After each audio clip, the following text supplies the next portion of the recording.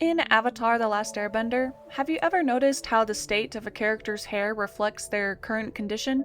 How when their hair is disheveled or undone, they themselves are disheveled or undone? How it signals mental decline or physical loss? It's not always, but most of the time, the state of a character's hair means something. This is a detail Avatar includes to subtly add to their storytelling. And, not so surprisingly, it's not the only one. Howdy y'all, I'm Livy Winks, an amateur writer analyzing the media I love in the hopes of improving my own craft. Today I want to take a look at the scars in Avatar: The Last Airbender. I want to analyze their placement, their significance, and how they tell us more about the characters without a single word. Without further ado, let's see what we can find. Zuko's scar marks almost the entire left side of his face. It's permanently singed off his eyebrow, and it's always made his left eye squint. It's big, noticeable, and probably the first thing you think of when someone mentions this Banished Prince. His scar was made by his father, Fire Lord Ozai, as punishment for speaking out of turn during a war meeting. It was made with cruel intent, meant to brand him for his mistake. And for a long, long time, Zuko believed in that. I used to think this scar marked me. The mark of the Banished Prince, cursed to chase the Avatar forever. Shortly after that Agni Kai, Zuko was banished with an ultimatum. If he captured the Avatar, he would be welcomed back, but Ozai never intended for him to succeed. It was a fool's errand, an excuse to send the failed son out of Ozai's sight. And yet, Zuko took to his mission with fervor. No matter what, he would find and capture the Avatar. No matter what, he would restore his honor. This single motivation is what shaped Zuko for the entirety of Season 1 and the majority of Season 2. It defines him, it takes over his entire being, and that's presented in no better way than through the scar on his face. I believe the placement of Zuko's scar to be very deliberate, not just from Ozai, but from the writers as well. From Ozai, scarring Zuko's face makes his shame all the more obvious to any who would see him. It's a part of his punishment, something he would never be able to forget, and something that everyone else would be able to see. From the writers, Zuko's scar placement symbolizes his greatest flaws. Zuko is a very headstrong character. He dives face first into his problems without thinking, sometimes quite literally. This is because of his obsession over restoring his honor. That desperation for validation to regain what he lost blinds him. That's why his scar is on his face, and it's also why it's directly over his eye. As Zuko develops, the scar and his trauma becomes something to overcome.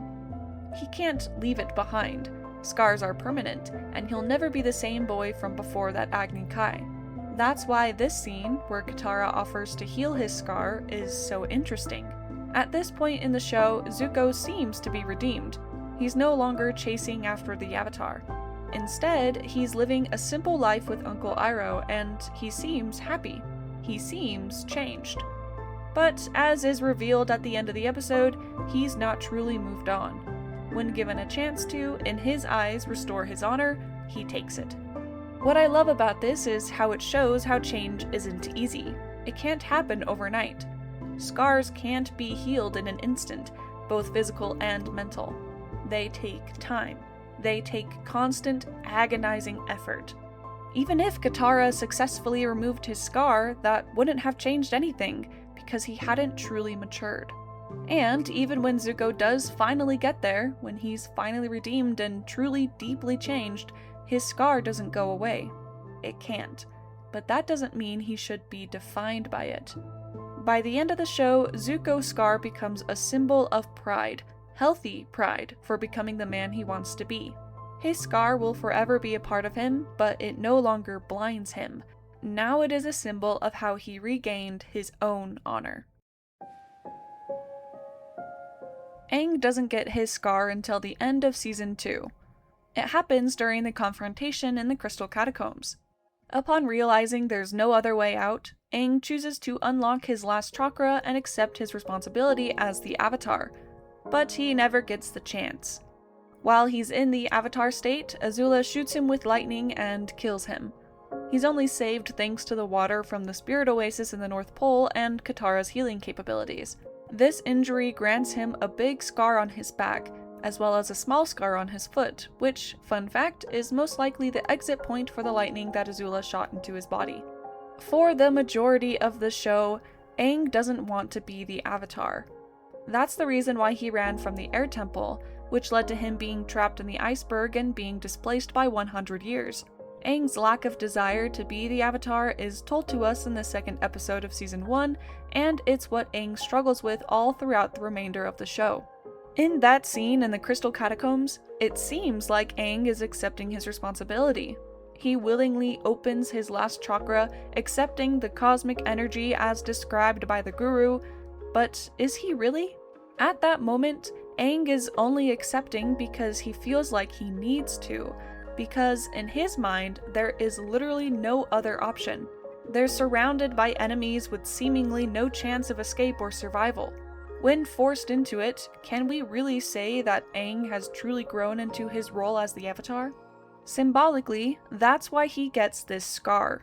It's almost like the universe is punishing him for this rash, shallow decision. Or, I guess, the writers are the ones punishing him. Just like with Zuko, Aang's scar placement is very deliberate, for multiple reasons. The first is to showcase just how cunning and ruthless Azula is, literally stabbing him in the back. The second is to symbolically represent Aang's greatest flaw and his greatest mistake, that being when he ran from his destiny. Even if it's cruel to place the burden of the world on a child's shoulders, that doesn't change the fact that Aang ran. He turned his back on the world. And it's not just that one moment.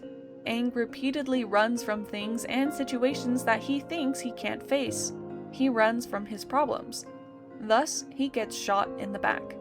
Additionally, I see this scar on Aang's back as a symbolic representation of how he has the weight of the world bearing down on his shoulders. It's a culmination of his fears, hardships, and trauma.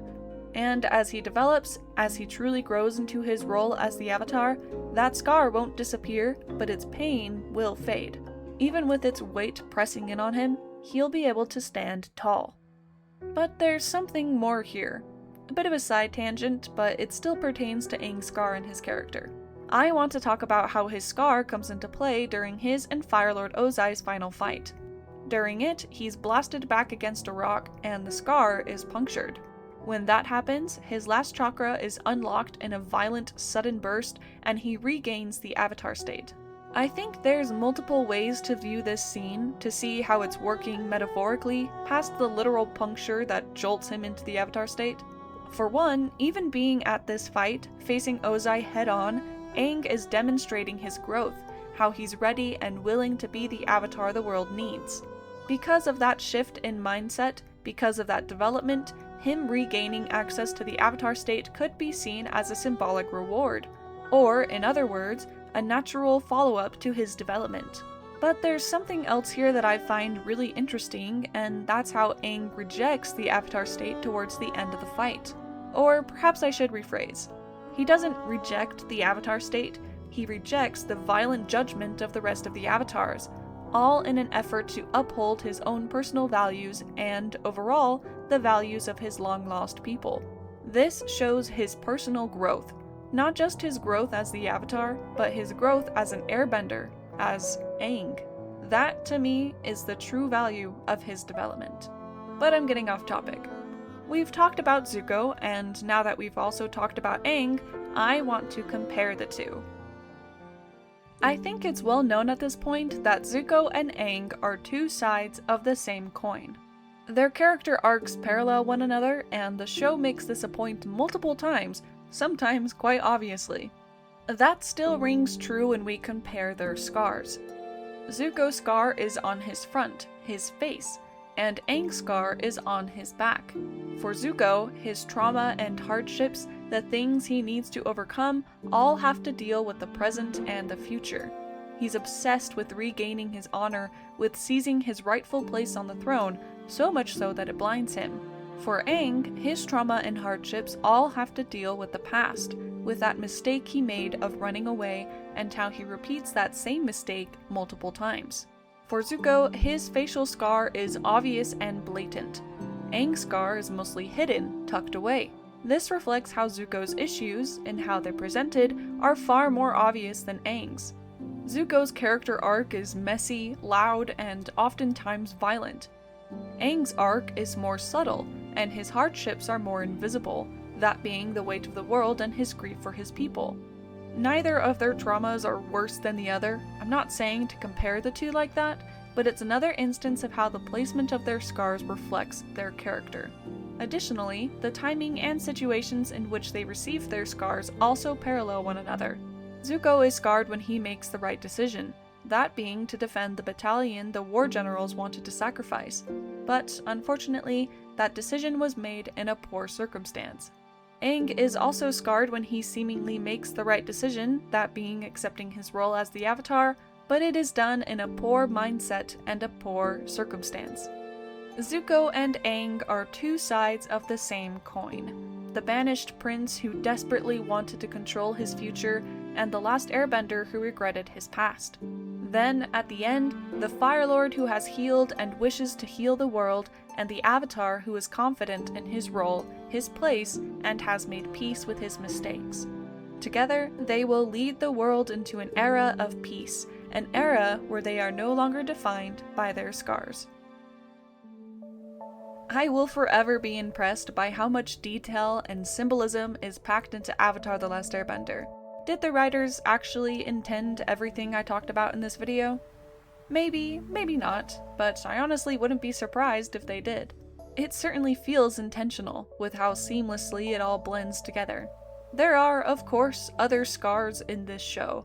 In the episode The Cave of Two Lovers, Zuko meets a girl with burn scars on her leg, which shows Zuko the reality of the war and how it's hurt so many people. Zuko himself gains another scar on his chest during the last Agni Kai against Azula. And I'm sure there are others that I'm not thinking of. I didn't talk about these other cases in as much depth simply because I don't think there's that much depth to be found. That's certainly not a bad thing. Not everything in one story should be as detailed or deep as a major design choice for two main characters. But if you have any insight you'd like to share, please do so in the comments, as well as any other thoughts you might have on this topic. If you enjoyed, or if you learned something, or if I just pointed out something you hadn't realized before, consider subscribing. I've got more videos on the way, so I hope you'll stick around. But for now, that's all I got. I'll see y'all in the next one. Bye-bye!